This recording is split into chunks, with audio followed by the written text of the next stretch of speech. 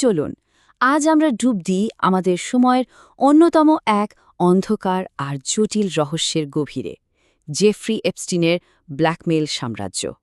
এই পুরো গল্পের কেন্দ্রে আছেন জেফ্রি এপস্টিন, একজন বিলিয়নিয়ার যার বন্ধু তালিকায় ছিলেন বিশ্বের তাবড় তাবড় ক্ষমতাধর ব্যক্তিরা। কিন্তু এই সম্পর্কগুলো কি সত্যি বন্ধুত্বের ছিল, নাকি এর আড়ালে ছিল আরও ভয়ঙ্কর কিছু? তো প্রশ্নটা ঠিক এখানেই। এটা কি শুধুই একটা হাই প্রোফাইল সামাজিক মেলামেশা ছিল, নাকি এটা ছিল নিয়ন্ত্রণের এক ভয়ঙ্কর জাল? আর এই জালের কথাই সম্প্রতি ফাঁস হওয়া এপস্টিন ফাইলসের মাধ্যমে আমাদের সামনে আসছে। এই ব্ল্যাকমেল সাম্রাজ্যটা বুঝতে হলে আমাদের প্রথমে এর কারিগরকে বুঝতে হবে, তাই না? চলুন জেফ্রি এপস্টিনের উত্থানের সেই গল্পটা একবার দেখে নেওয়া যাক। ভাবা যায় এপস্টিনের উত্থানটা ছিল একেবারে সিনেমার মতো। একজন সাধারণ স্কুলের গণিত শিক্ষক থেকে সোজা ওয়াল স্ট্রিটের ক্ষমতার কেন্দ্রে, আর তারপর তো বিলিয়নিয়ারদের পুরো ভাগ্যটাই নিজের হাতে নিয়ে নেওয়া। আসলে তার এই অবিশ্বাস্য যাত্রার পেছনে ছিল মানুষকে শাসন করার এক অদ্ভুত প্রতিভা। আসলে সে ধনীদের মনস্তত্ত্বটা খুব ভালো বুঝত। তাদের কি প্রয়োজন, তারা কিভাবে বিশ্বাস করে, আর সেই বিশ্বাসকে কিভাবে নিজের নিয়ন্ত্রণে আনা যায়, এই বোঝাপড়াটাই হয়ে ওঠে তার সবচেয়ে বড় হাতিয়ার। আর যে বিশাল সম্পদ সে নিয়ন্ত্রণ করতে শুরু করে, সেটাই যেন তার ক্ষমতা আর প্রভাবের জগতের দরজাটা খুলে দেয়। বিপুল পরিমাণ টাকা হাতে আসার পর এপস্টিন তার এই নোংরা খেলার জন্য বিভিন্ন গোপন আস্তানা তৈরি করতে শুরু করে। আর এর মধ্যে সবচেয়ে কুখ্যাত ছিল একটা নির্জন ব্যক্তিগত দ্বীপ। দ্বীপটা যেন তার এই ব্ল্যাকমেল সাম্রাজ্যের হেডকোয়ার্টার হয়ে ওঠে। দেখুন, এটা কিন্তু কোনো সাধারণ ছুটির জায়গা ছিল না, বরং এটা ছিল একটা নিখুঁতভাবে ডিজাইন করা ফাঁদ, একটা ডেটা ফ্যাক্টরি, যেখানে সবচেয়ে ক্ষমতাধর মানুষগুলোর গোপন দুর্বলতাগুলো রেকর্ড করে রাখা হতো। মানে এই দ্বীপে ঢোপার একটাই দাম দিতে হতো, আর সেটা হলো অতিথিদের সবচেয়ে আপত্তিকর মুহূর্তগুলোর একটা পার্মানেন্ট ডিজিটাল রেকর্ড।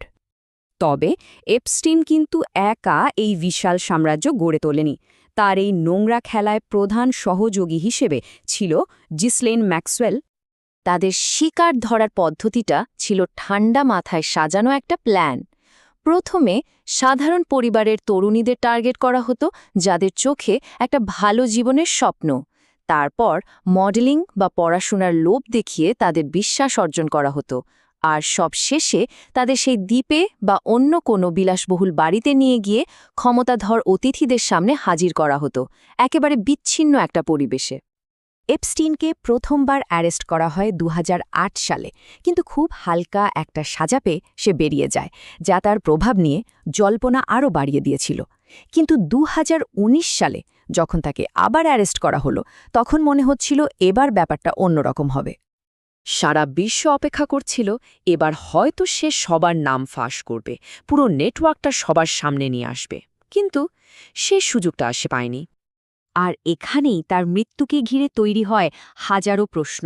অফিসিয়াল গল্পটা হলো কড়া নিরাপত্তায় থাকা জেলে সে আত্মহত্যা করেছে, কিন্তু অন্যদিকে প্রশ্নটা থেকেই যায়, যে লোকটা বিশ্বের সবচেয়ে খতরনাক সব গোপন কথা জানত, তার এমন মৃত্যুটা কি একটু বেশি সুবিধাজনক নয়? তাকে কি চুপ করিয়ে দেওয়া হয়েছিল? সরকারি ব্যাখ্যায় বলা হয়েছে টেকনিক্যাল সমস্যা আর মানবিক ভুল, কিন্তু এই ব্যাখ্যাগুলো সে বিশ্বাসকে দমাতে পারেনি যে এটা কোনো সাধারণ ঘটনা ছিল না, এর পেছনে আরও অনেক বড় কিছু ছিল। অ্যাপস্টিন হয়তো আজ নেই, কিন্তু সে রেখে গেছে তার ক্ষমতার আসল উৎসটা, আপত্তিকর সব তথ্যের এক বিশাল ভাণ্ডার, যা আজ অ্যাপস্টিন ফাইলস নামে পরিচিত। ভাবুন একবার, ২০১৯-এ যখন তাকে অ্যারেস্ট করা হয়, এফবিআই তার ম্যানহাটেনের বাড়িতে রেড করে শত শত সিডি, হার্ড ড্রাইভ আর ডেটা স্টোরেজ ডিভাইস খুঁজে পায়। তদন্তকারীদের হাতে আসে হাজার হাজার আপত্তিকর ছবি আর ভিডিও। অনেকেই মনে করেন এটাই ছিল তার ব্ল্যাকমেলের মূল অস্ত্রভাণ্ডার। সম্প্রতি আদালতে কিছু নথি প্রকাশ করা হয়েছে, যেখানে বেশ কয়েকজন হাই প্রোফাইল ব্যক্তির নামও উঠে এসেছে। তবে এখানে একটা কথা মনে রাখা খুব জরুরি, শুধু নাম থাকাটাই কিন্তু দোষী হওয়ার প্রমাণ নয়। আর যা কিছু প্রকাশ করা হয়েছে সেটা কিন্তু পুরো ছবির একটা সামান্য অংশ মাত্র। গোপনীয়তা আর সংবেদনশীলতার আইনি মারপ্যাচে সবচেয়ে বিস্ফোরক তথ্যগুলো হয়তো এখনও সবার চোখের আড়ালেই রয়ে গেছে। আর এটাই আমাদের শেষ এবং সবচেয়ে বড় প্রশ্নের মুখে দাঁড় করিয়ে দেয়, ওই সিল করা ফাইলগুলোতে আর কোন কোন সত্যি লুকিয়ে আছে। আর যদি কোনোদিন সেগুলো সবার সামনে আসে, তাহলে কি হবে?